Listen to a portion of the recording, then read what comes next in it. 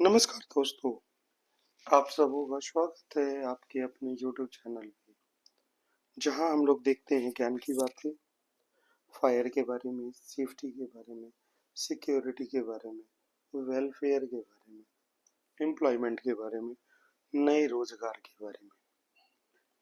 आज जो हमारा टॉपिक है, आज हम लोग बात करने जा रहे हैं ईपीएफ के बारे में। हम सबों को पता भी है ईपीएफ, लेकिन आज जो हम बात करेंगे इसके बारे में विस्तृत जानकारी के साथ। और विस्तृत जानकारी यानी कि फुल इंफॉर्मेशन के साथ कि आखिर ईपीएफ है क्यों, ईपीएफ लाया क्यों गया, इसको कौन ऑर्गेनाइज करता है, सारी चीजें इसके अंतर्गत कौन मेंटेन करता है, इससे क्या क्या बेनिफिट मिलते हैं, आफ्टर रिटायरमेंट आपको क्या, कैसे ये फाइनेंशियल जो है सो सिक्योरिटी देता है, कैसे आपको सोशल सिक्योरिटी देता है। और अगर फॉर्मर आंसर अगर बाई द वे मान लीजिए किसी की डेथ हो जाती है या परमानेंटली डिसेबिलिटीज हो जाती है, तो उस टाइम में इससे क्या क्या बेनिफिट मिलते हैं, मिनिमम कितना पैसा मिलता है, मैक्सिमम कितना पैसा मिलता है, किस क्राइटेरिया में। तो आज हम लोग जानेंगे इसके बारे में। तो सबसे पहले हम लोग बात करते हैं ईपीएफ का फुल फॉर्म जो होता है वो होता है employ provident fund. Employ provident fund, ठीक है ना, ईपीएफ। अब अगर हम बात करें इंट्रोडक्शन ऑफ ईपीएफ यानी कि ईपीएफ का परिचय, तो वैसे तो मैं आपको बता दूं ईपीएफ किसी परिचय का मोहताज नहीं है, बट फिर भी हम जो कर्मचारी हैं हमारे को पता होना चाहिए इसके बारे में। तो मैं आपको बताना चाह रहा हूँ कि the employ provident fund is a retirement saving scheme.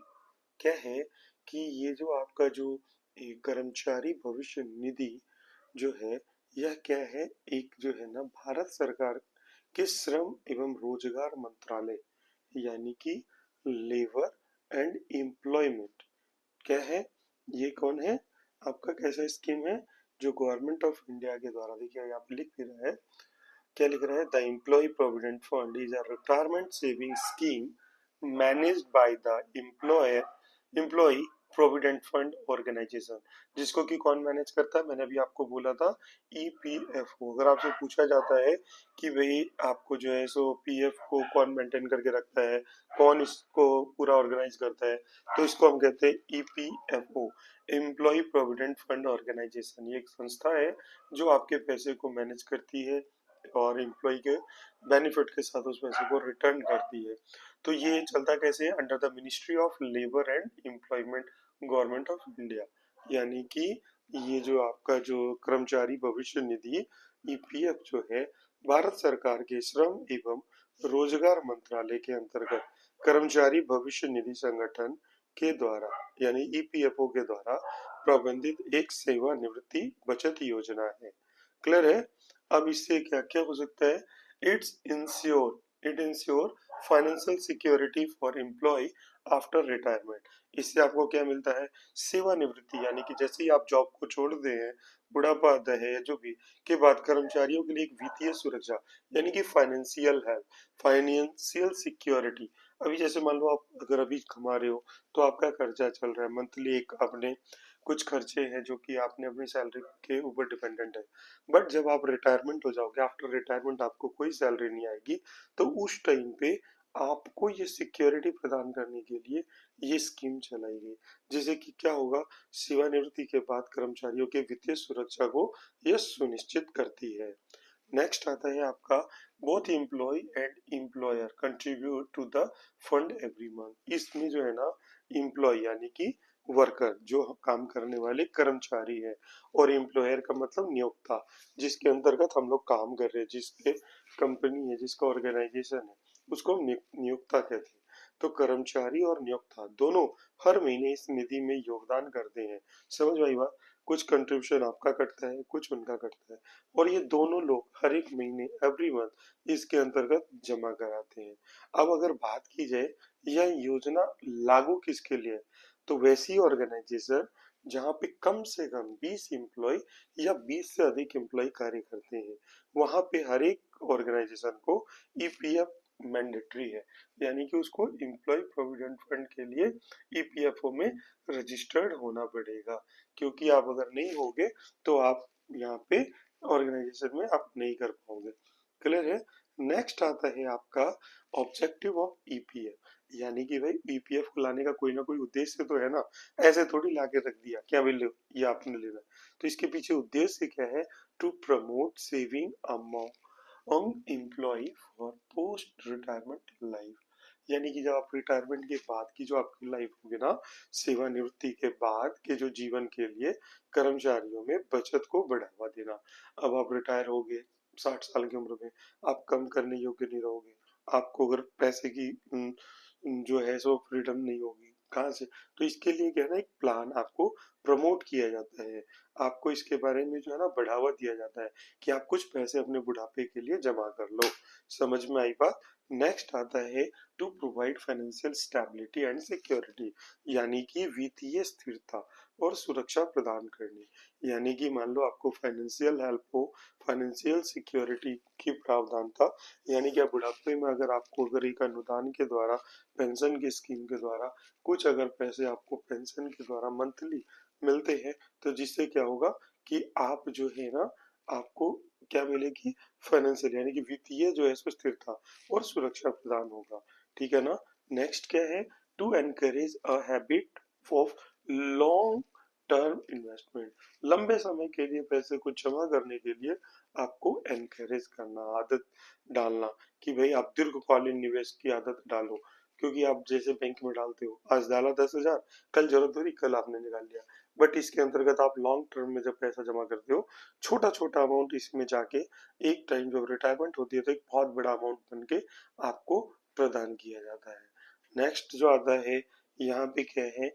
To serve as a social security measures of for employ, यानी कि कर्मचारियों के लिए सामाजिक सुरक्षा उपाय के रूप में कार्य करना है इसका उद्देश्य। क्लियर है ना। अगर आप मान लो बुढ़ापे में मान लो आपके बच्चे आपको नहीं देते हैं, तो अगर आपको यहाँ से अगर ये पैसा मिलता है तो आपको एक अपना अपना सम्मान मिलता है, किसी के आगे हाथ नहीं फैलाना पड़ेगा। यही चीज यहाँ से कहता है कर्मचारियों के लिए एक सामाजिक सुरक्षा, यानी कि समाज में एक सुरक्षा के उपाय के रूप में कार्य करना। नेक्स्ट आता है ईपीएफ का कंट्रीब्यूशन। हम लोगों को कंफ्यूजन होता है कि भाई क्या पूरा पैसा हमारा ही तो कटता है, या पूरा पैसा कंपनी कटवाती है, या क्या है। तो देखो ये कंट्रीब्यूशन आपको पता होना चाहिए। तो देखिए मैं अगर बात करूं एम्प्लॉय, क्योंकि आप क्या हो, एक कर्मचारी हो, तो एम्प्लॉय का जो है उसकी बेसिक सैलरी और डीएनएस अलाउंस कहते हैं दोस्त, जो महंगाई भत्ता होता है। क्लियर है ना। कर्मचारी अपने मूल वेतन यानी कि जो आपकी बेसिक सैलरी है और महंगाई भत्ते का 12% योगदान देता है। जैसे अगर बात करें, आपकी सैलरी मान लो बेसिक 8,000 है और आपको जो है सो डेली अलाउंस इसमें मिलता है करीबन 2,000 रुपए, तो ओवरऑल 10,000 हो गए। 10,000 का जो 12% है, यानी कि लगभग लगभग 1,200 रुपए आपके कंट्रीब्यूशन यानी कि आपकी सैलरी से जमा होगा। नेक्स्ट जो 12% है, वो जो है ना आपके नियोक्ता के द्वारा, यानी कि the employer also contribute 12% which is divided as a follow, वो भी आपका 12% देता है। यानी ओवरऑल अगर बात की जाए ना, तो वो जो देता है 13.35% देता है ओवरऑल अगर हम बात करें, क्योंकि लगभग लगभग 25 जिसका कि फ्रैक्शन इस हिसाब से होता है, जो वो आपका पैसा देता है ना 3.67%, वो आपका किसके अंतर्गत आ जाता है? टुवर्ड्स ईपीएफ, यानी कि एम्प्लॉय प्रोविडेंट फंड में वो पैसा जाता है। यानी कि 12% आपका और 3.67% जो है वो ईपीएफ का, तो यानी कि ये दोनों जो एम्प्लॉयर के द्वारा, ये दोनों मिला के आपके ईपीएफ में चला जाता है, एम्प्लॉय प्रोविडेंट फंड में। यानी ओवरऑल लगभग लगभग 15.67%। नेक्स्ट जो आता है 8.33%, यानी कि 8.33%, यानी कि टुवर्ड्स एम्प्लॉय पेंशन स्कीम, जो आपको बताया जाता है ईपीएस। ईपीएस क्या है? एम्प्लॉय पेंशन स्कीम, जिसमें कि आपको जो है सो कंटिन्यूटी, जब लॉन्ग टर्म तक की कंटिन्यूटी होती है, तो आपको ईपीएफ के द्वारा ही एक पेंशन की स्कीम दी जाती है, जिसमें कि आपको मंथली कुछ ना कुछ आय आपके पास आएगा आफ्टर रिटायरमेंट, होल लाइफ जब तक आप जीवित रहोगे। आपके बाद आपके जो नॉमिनी आपकी वाइफ वगैरह है उनको मिलेगा। ठीक है ना। तो ये चीजें जो है सो आपका एक रिटायरमेंट प्लान के लिए एक पेंशन का स्कीम बन जाता है। और नेक्स्ट जो आता है 0.5% towards employ deposit link insurance. इसके बारे में देखो बहुत सारे लोगों को नहीं पता है। पीएफ के बारे में पता है, पीएफ कहाँ से आपको जो है सो इंश्योरेंस प्रोवाइड करती है। तो ये वही पार्ट है, यानी कि अगर मान लीजिए आपके लिए तो 0.5% है, बट आप सोचो कि किसी कंपनी ने 1 करोड़ रुपए जमा किए, तो 1 करोड़ का 0.5% कितना हो जाएगा, वो उसके हिसाब से कई करोड़ों करोड़ रुपए कंपनी बातें, तो उसका इंश्योरेंस होता है। क्लियर है ना? उस इंश्योरेंस के थ्रू आपको जो है सो कुछ अमाउंट दिया जाता है पेंशन के तौर पर। तो उसके बारे में हम लोग जानेंगे। नेक्स्ट आपका आता है 0.85%, जो कि एडमिनिस्ट्रेटिव चार्ज होता है। अब हम बात करें एडमिनिस्ट्रेटिव चार्ज, जैसे आप गूगल पे चलाते हो, फोन पे चलाते हो, तो वहां पे आपको उस प्लेटफॉर्म को यूज करते हो, तो उसके लिए आपको एक प्लेटफॉर्म चार्ज देना पड़ता है। तो वैसे ही यहाँ पे जो ईपीएफओ है, इसके अंतर्गत जो कार्य करने वाले लोग हैं, जो आपकी सहायता के लिए आपके पैसे को एक जगह पे फिक्स करके आपको देने का कार्य करती है या उसको मैनेज करने का कार्य करती है, उसको एक प्लेटफॉर्म चार्ज हमें देना पड़ता है, जो होता है आपके 0.85%, जिसको हम टोटल एडमिनिस्ट्रेटिव चार्ज बोलते हैं। ठीक है ना? यानी कि प्रशासनिक चार्ज, ये जो है सो हमारे को देना पड़ता है। क्लियर है यहाँ तक? नेक्स्ट आता है आपका ईपीएफ के इंटरेस्ट रेट के बारे में। तो मुझे पता है, जहां तक मैं आपको बताना चाह रहा हूँ, आज की डेट में सबसे ज्यादा जो इंटरेस्ट प्रोवाइड करती है वो ईपीएफ करती है, एम्प्लॉय प्रोविडेंट फंड के द्वारा होता है। क्लियर है? तो इसमें देखो क्या होता है कि कैसे आता है नहीं आता है, इसके बारे में आपको पता होना चाहिए। तो मैं आपको बताना जा रहा हूँ, जो interest rate on EPF is declared annually by the EPFO, यानी जो एम्प्लॉय प्रोविडेंट फंड ऑर्गेनाइजेशन है, ये डिसाइड करती है हर एक साल कि आपको क्या रेट ऑफ इंटरेस्ट दिया जाएगा। ठीक है?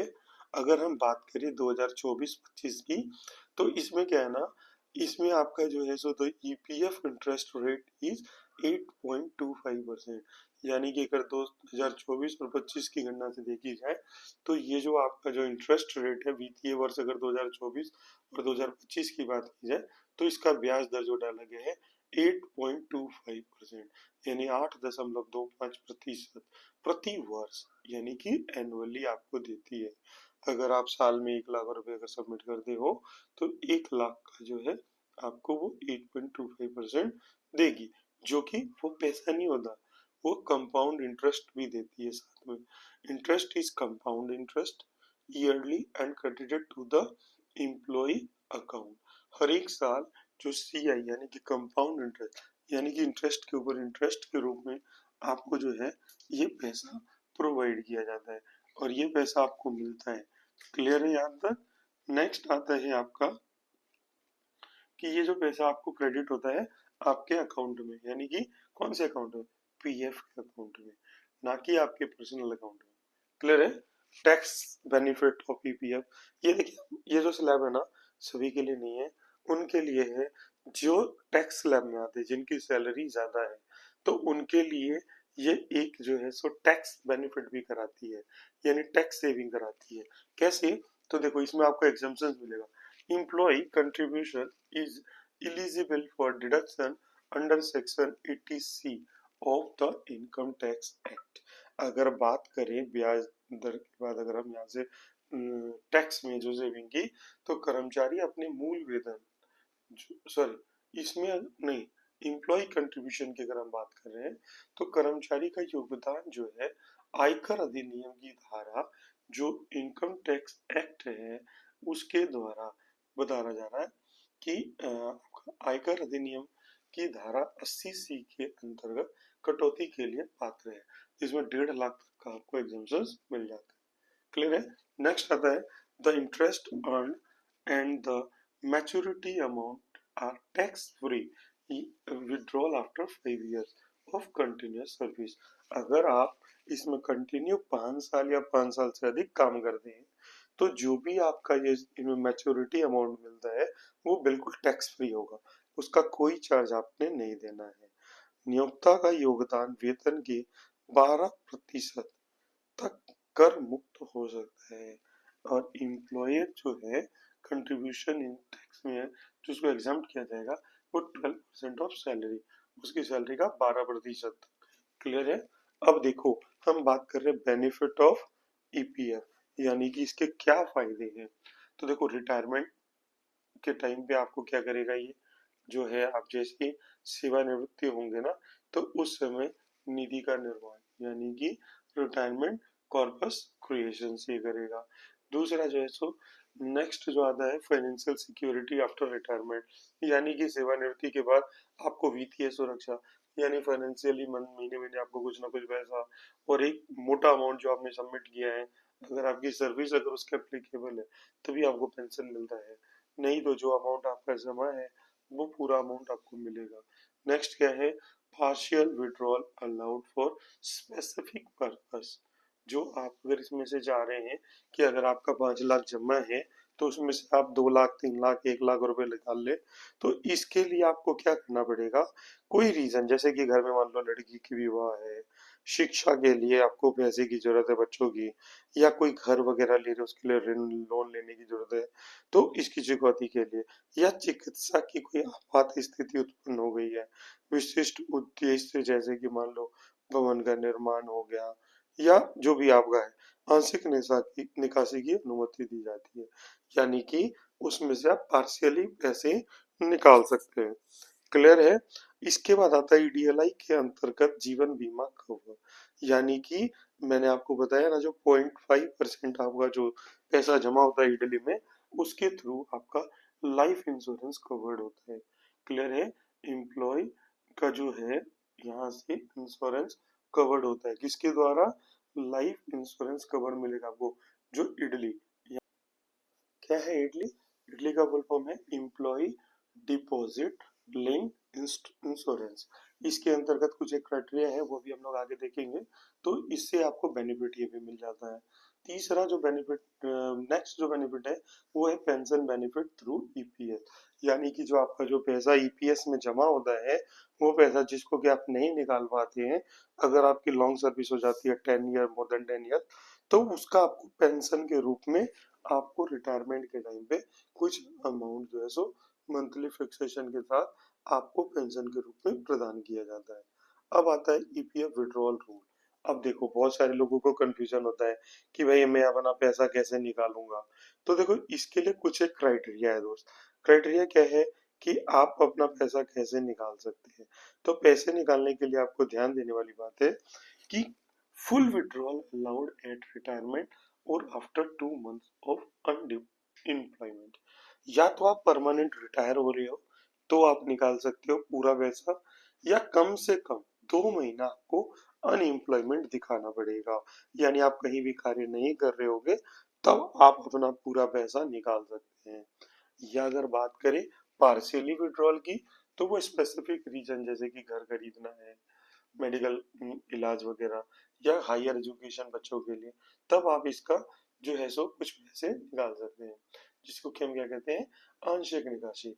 और लास्ट जो आपको बता रहा है यूएन, यूएन का फुल फॉर्म होता है universal account number, simplified transfer and withdrawal. क्या बोलता है ना कि जो यूएन नंबर है ये स्थानांतरण और निकासी को आसान बनाता है। पहले क्या होता था, यूएन नंबर नहीं होता था, यूएन नंबर नहीं होने की वजह से क्या होता था, हम नई कंपनी में जाते थे फिर नया कोड जनरेट हो जाता था, फिर बाद में उसको मर्ज करने में दिक्कतों का सामना करना पड़ता था। तो जब से यूएन आया है, आप किसी भी कंपनी में अगर स्थानांतरण लेते हैं या कुछ भी लेते हैं तो आपके उस यूएन अकाउंट में जो है सो बड़ी आसानी से वो चीज जो है सो स्थानांतरण और निकासी को आसान बना देता है। क्लियर है। अब आता है ईपीएफ अकाउंट को मैनेजमेंट करने के लिए। अब अगर बात करें कि ईपीएफ का जो अकाउंट है वो हम कैसे मैनेज करें, कैसे उसका खाता प्रबंधन करें, तो देखो employ can check their balance and statement online via the EPFO portal और उमंग। अगर कर्मचारी चाहे तो अपने हर एक महीने की अपनी पूरी पासबुक की डिटेल ले सकता है, किसके द्वारा, ईपीएफओ पोर्टल के द्वारा या उमंग ऐप के द्वारा। क्लियर है ना।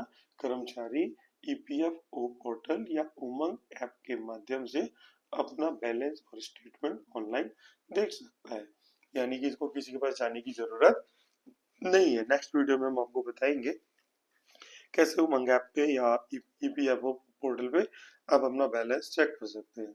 नेक्स्ट आता है कि UN act as a universal identifier across different employer, यानी कि कह रहा है जो यूएन नंबर है ना, विभिन्न नियोक्ताओं को, जो अलग अलग प्रकार के नियोक्ता के लिए एक सार्वभौमिक पहचानकर्ता के रूप में कार्य करता है। यानी कि जितने भी डिफरेंट डिफरेंट कलर जो एम्प्लॉयर है उनकी एक आइडेंटिटी यूनिवर्सल आइडेंटिफायर के रूप में पहचान कराता है। नेक्स्ट आता है आपका monthly contribution can be tracked online. आपका जो मंथली पैसा जो जमा होता है, मासिक योगदान को ऑनलाइन ट्रैक किया जा सकता है, किस महीने आपके में कितना पैसा डाला गया नहीं डाला गया, ठीक है ना। अब अगर बात आती है समरी, पूरे ओवरऑल अगर हमने जो यहाँ पे देखा उसके बारे में, सारांश के बारे में, तो EPF is a government back saving and pension scheme ensuring post retirement financial stability. यानी कि ये कहना चाह रहा है कि ईपीएफ एक सरकार को समर्पित बचत और पेंशन योजना है जो सेवानिवृत्ति के बाद वित्तीय स्थिरता सुनिश्चित करती है। नेक्स्ट आता है it involve equal contribution from both employer and employ. ये क्या करती है ना, इसमें नियोक्ता और कर्मचारी दोनों का समान योगदान शामिल है, ठीक है ना। Offer multiple tax and financial benefit, इससे आपको क्या मिलता है, ये कई कर और वित्तीय लाभ प्रदान करता है। लास्ट क्या है, an essential component of India social security framework, ये भारत के सामाजिक सुरक्षा ढांचों के एक अनिवार्य घटक है। क्लियर है, यहाँ तक था आपका पीएफ के बारे में, ईपीएफ के बारे में। अब जो मेन टॉपिक है आपको मैं ये बताना चाह रहा था कि देखो ईपीएफ में क्या बेनिफिट मिलता है, किन स्थिति में मिलता है, आज हम लोग इसके बारे में भी थोड़ा सा विस्तृत जानते हैं। देखो अगर हम बात करें EPF benefit in case of death, अगर किसी व्यक्ति की एम्प्लॉय की अगर डेथ हो जाती है या परमानेंटली डिसेबल्ड हो जाता है, उस स्थिति में उसको क्या क्या बेनिफिट मिलते हैं। तो बेनिफिट हम लोग इसको दो पार्ट में देखेंगे, पहला डेथ के केस में, दूसरा परमानेंट डिसेबिलिटी के केस में। देखिए डेथ के केस में क्या होता है, benefit after death of A member when an EPF member passes away during service, काम करने के दरमियान, यानी कि नौकरी में रहते क्या है ना, सदस्य की अगर मृत्यु के बाद जब अगर बात की जाए तो लाभ जब किसी ईपीएफ सदस्य की सेवा के दौरान मृत्यु हो जाती है, कार्य कर रहा है, कार्य के दरमियान मान लो उसकी मृत्यु हो जाती है, तो परिवार को कई लाभों का हकदार होता है, यानी कि उसके फैमिली को बहुत सारे बेनिफिट मिल सकते हैं। पहला जिसमें से आता है आपका इडली, मैंने बताया ना, एम्प्लॉय डिपॉजिट लिंक इंश्योरेंस के द्वारा, यानी कि एम्प्लॉय डिपॉजिट लिंक इंश्योरेंस जो है स्कीम, इसके द्वारा उसको बेनिफिट मिलेगा। दूसरा जो है provide a lump sum insurance amount to the nominee और लीगल हेयर, यानी कि बोल रहा है नामांकित व्यक्ति या कानूनी उत्तराधिकारी को एक मुफ्त बीमा राशि प्रदान करती है। जैसे मान लो उनका बेटा, उनकी वाइफ हो, जिनका नॉमिनी उन्होंने नाम डाल रखा है, उसको एक मुश्त पैसा यानी कि राशि जो है सो यहाँ से प्रदान की जाएगी। अब बताती है कि भाई कम से कम कितना पैसा होगा, तो the benefit amount is calculated as 35 times the average monthly wages. जैसे अगर आपकी सैलरी 15,000 या 15,000 से ऊपर है, तो इसमें जो बेनिफिट आपका कैलकुलेट किया जाएगा 35 गुना, कितना गुना, 35 गुना, अप टू 15,000। अगर 15,000 तक अगर आपकी सैलरी है तो उसका 35 गुना। और अगर बात की जाए monthly wages up to 15 plus a bonus of 1,75,000, यानी कि और बोनस के रूप में क्या मिलेगा, 1,75,000। मैक्सिमम बेनिफिट हो जो होगा 7 लाख, यानी कि उसके लिए टीएनसी है, टर्म एंड कंडीशन है कि उसकी सर्विस कितने दिनों तक की है, कैसे क्या हुआ है नहीं हुआ। तो मैक्सिमम कितना मिलेगा 7 लाख, मिनिमम कितना होगा 1.75 लाख, ठीक है ना, यानी कि 1,75,000। इजिबिलिटी, इसके लिए क्या इजिबिलिटी होनी चाहिए, employer must have been contribute to EPF at the time of death. जो इसमें नियोक्ता है आपके एम्प्लॉय का जो है सो पीएफ उस महीने तक का उसका योगदान दे रहा हो। नियोक्ता मृत्यु के समय ईपीएफ में योगदान दे रहा हो। क्लियर है। नेक्स्ट आता है आपका बी पार्ट। ये हमने ए पार्ट देखा, अब बी पार्ट देखते हैं। बी पार्ट में क्या बोला जाता है दोस्त कि भाई कर्मचारी भविष्य निधि यानी एम्प्लॉय प्रोविडेंट फंड बैलेंस, यानी कि इसकी जो शेष राशि है इसको कैसे देखेंगे, तो ये कैसे होता है, द एंटायर ईपीएफ बैलेंस, यानी जो आपका एम्प्लॉय प्रोविडेंट फंड है जिसमें कि आपका लगभग 12% आपका और 3.67% जो है जो अगर उनका है, तो ये मिला के टोटल 15.6% जो होता है, ये अमाउंट जो ईपीएफ के अंतर्गत होता है, ये कंट्रीब्यूशन प्लस इम्प्लॉयर कंट्रीब्यूशन, जो इम्प्लॉयर ने आपके ऊपर कंट्रीब्यूशन डाला, यानी वही जो मैं ओवरऑल दोनों की बात कर रहा हूँ, क्लियर है ना, प्लस इंटरेस्ट, ये तीनों पैसा is paid to the nominee और लीगल है। उस समय अगर मान लीजिए कर्मचारी भविष्य निधि की शेष राशि की जो बात की जाए, तो ईपीएफ की पूरी राशि जो ईपीएफ में अंशदान है यानी कि कर्मचारी का प्लस नियोक्ता का, ठीक है ना, अंशदान प्लस ब्याज जो भी इंटरेस्ट है नामित व्यक्ति या कानूनी उत्तराधिकारी को प्रदान किया जाएगा। सी पॉइंट आता है एम्प्लॉय पेंशन स्कीम। ईपीएस क्या कहता है कि भाई वहां पे उसको पेंशन की भी स्वीकृति दी जाती है। बेनिफिट कैसे मिलेगा, the nominee spouse children receive A monthly pension under EPS 1995, यानी कि उसकी वाइफ, उनके बच्चों और जो उनसे डिपेंडेंट है नॉमिनी, ठीक है ना, उनको एक मंथली पेंशन राशि दी जाएगी, व्यक्ति जैसे पति पत्नी बच्चों को ईपीएस 1995 के अंतर्गत मासिक पेंशन मिलती है, यानी मंथली कुछ ना कुछ पैसा मिलेगा।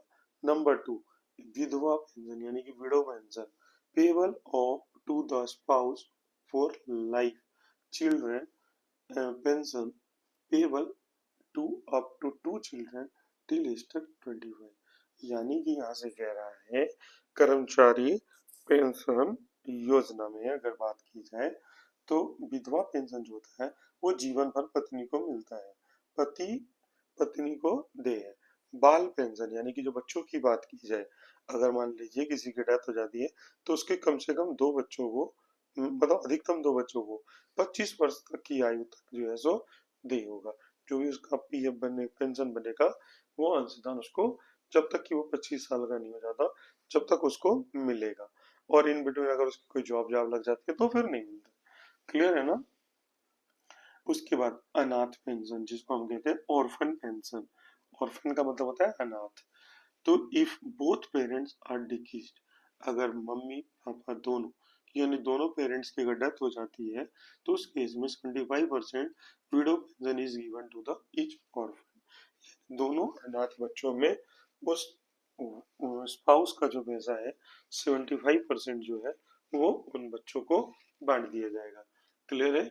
नेक्स्ट आता है second benefit of case of permanent disability, अगर किसी को परमानेंट डिसेबिलिटी हो जाती है, यानी कि अगर हम बात करें कि परमानेंट की, तो जैसे कि मान लो अब डिसेबल्ड हो गया, वो कभी ठीक नहीं होना है, स्थायी पूर्ण विकलांगता की स्थिति में ला, यदि कोई EPF member becomes permanently and totally disabled, यानी वो जीवन भर के लिए डिसेबल्ड हो गया, हैंडीकैप्ड हो गया, तो ऐसे व्यक्ति को हम लोग पेंशन के अंडर रखते हैं ईपीएस के अंतर्गत। पहला इसमें जो आता है the member is eligible for a monthly disability pension, उसको किस केस में रखेंगे कि उसको जो है सो मंथली यानी कि डिसेबिलिटी पेंशन दिया जाए, यानी कि सदस्य मासिक विकलांगता पेंशन के लिए पात्र है। दूसरा जो शर्त है कंडीशन है must have contributed to EPS at least 1 month, यानी कि अगर बोला जा रहा है कम से कम 1 महीने तक ईपीएस में योगदान दिया हो, यानी कि अगर उसका ईपीएस में योगदान नहीं गया होगा तो नहीं मिलेगा, अगर गया है तो मिलेगा। दूसरा कह रहे हैं कि पेंशन कंटिन्यू फॉर लाइफ, ये पूरे जीवन भर के लिए चलेगा, even if the member resume employment later, यहाँ से कह रहा है कि पेंशन जीवन भर जारी रहती है भले ही सदस्य बाद में नौकरी फिर से शुरू कर दे। अब मान लो किसी को परमानेंटली डिसेबल्ड हो गया जो कमाने योग्य नहीं है, अब अगर मान लो बाद में कहीं उसको एक छोटा मोटा ऑर्गेनाइजेशन में जॉब मिल जाता है तो वो तो उसको मिलता रहेगा, लेकिन ये पेंशन उसको पूरी लाइफ मिलेगी। नेक्स्ट आता है ईपीएफ विड्रॉल। विड्रॉल करने के लिए आपको क्या करना है और कैसे करना है, तो देखो हम जल्दी बताते हैं। The member can withdrawal the full EPF balance. वो अपना पूरा पैसा निकाल सकता है, ठीक है ना, जब वो अपना, अगर डेथ हो जाती है, परमानेंट डिसेबिलिटीज हो जाती है, तो वो पूरा का पूरा अपना पैसा निकाल सकता है। EDLI benefit the employ was in a service at the time of disability. EDLI insurance can be also claim subject to coverage. अगर इटली लाभ की अगर बात करें, यदि कर्मचारी विकलांगता के समय सेवा में था तो इटली बीमा का भी दावा किया जा सकता है। अगर वो काम कर रहा है और उस दावे के अंतर्गत भी वो क्लेम कर सकता है। क्लियर है यहाँ तक। अब आता है लास्ट पॉइंट, लास्ट स्लाइड, कि भाई कौन कौन से डॉक्यूमेंट्स रिक्वायर्ड हैं इन स्थिति में जब उसको ये चीज मिले। तो देखिए इसमें क्या है, सबसे पहले डेथ सर्टिफिकेट या डिसेबिलिटी सर्टिफिकेट। अगर उसकी डेथ हुई है तो मृत्यु प्रमाण पत्र, और लाइफ टाइम अगर विकलांगता है तो उसका प्रमाण जो है अपने जानकारी में अपने जो जान पहचान के जो दोस्त वगैरह हैं आप उनको शेयर करें। और लास्ट फिर से बोल रहा हूँ, अगर आप हमारे चैनल पे नए हैं तो कृपया इसको सब्सक्राइब कर लें और लाइक और घंटी जरूर बेल आइकन को दबाएं, जिससे कि इस तरीके की जानकारी आपके द्वारा साझा की जा सके। धन्यवाद।